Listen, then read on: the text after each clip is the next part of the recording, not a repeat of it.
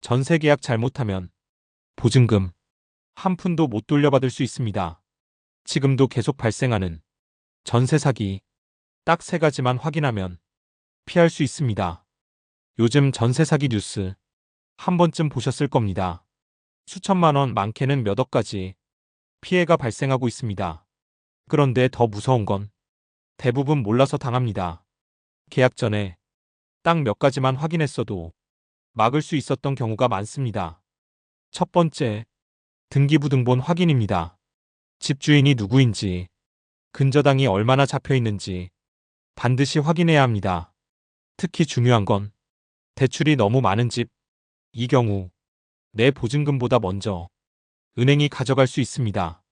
즉, 돌려받을 돈이 없어지는 구조입니다. 두 번째, 전세가율입니다. 전세금이 집값의 80%에서 90%라면 위험 신호입니다. 왜냐하면 집값이 조금만 떨어져도 보증금이 집값보다 높아지기 때문입니다.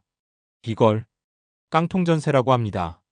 이 상태에서는 집이 팔려도 보증금을 다 못 받습니다.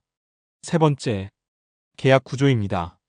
대리인 계약, 명의가 복잡한 경우 또는 여러 명이 얽힌 계약은 주의해야 합니다.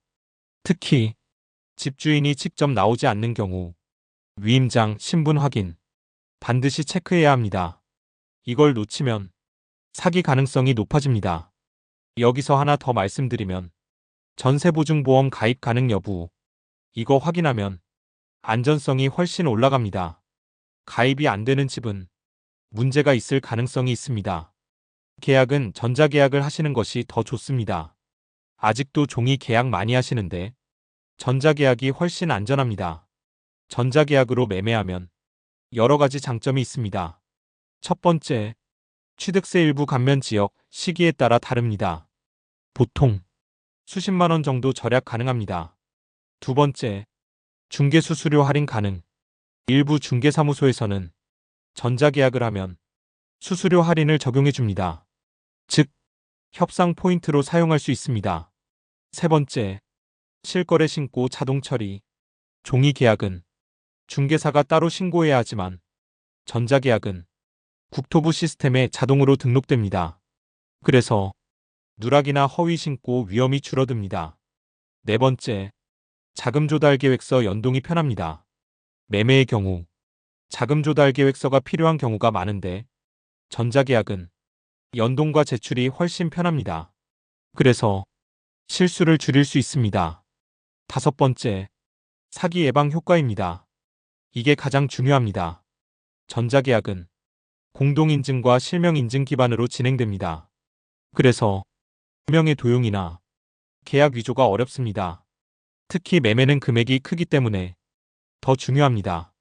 하지만 현실적으로 아직은 모든 중개사가 적극적으로 사용하지는 않습니다. 그래서 전자계약을 거부하는 경우가 있다면 한 번쯤 이유를 확인해 보는 것이 좋습니다. 정리하면 집 매매도 전자계약서를 사용하면 취득세 절약되고 신고가 자동으로 처리되고 사기 위험이 줄어들고 분쟁 시 증거까지 남습니다. 특히 전자계약을 꺼리는 거래는 한 번 더 확인해 보셔야 합니다. 이거 모르고 계약하면 큰 손해 볼 수 있습니다. 저장해 두시면 도움됩니다. 내용이 도움이 되셨다면 구독, 좋아요 부탁드립니다.